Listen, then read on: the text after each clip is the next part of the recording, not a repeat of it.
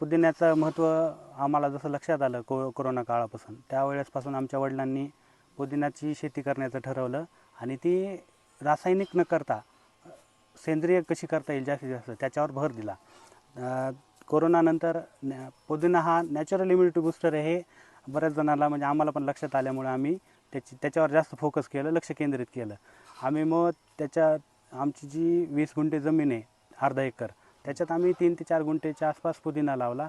बाकीमध्ये फळं, चिक्कू, आंबा, सदाबहार आंबा, नारळ, बाकी फळंच बरंच आम्ही सेंद्रिय पद्धतीनं पिकवतो. त्याच्यात जी लागणारी मेहनत आहे वडील आणि मी सोबत करतो त्यामध्ये. तर पुदिना काढताना आम्ही बाजार करतो.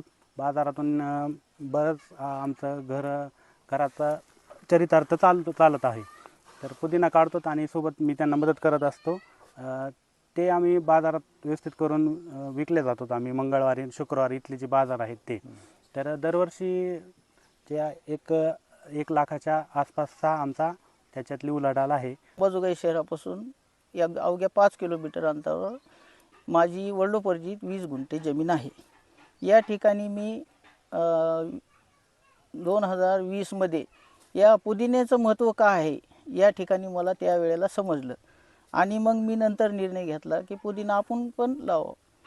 त्यानंतर मी 4 गुंठे पुदिनाची लागवड केली आणि सेंद्रिय पुदिना, त्यामध्ये कसलाही रासायनिक खत नाही, फवारणी नाही, विदाऊट फवारणी, या हिशोबाने मी पुदिना केला आणि इतरांनी सुद्धा सेंद्रिय शेती करावी हा माझा संदेश आहे.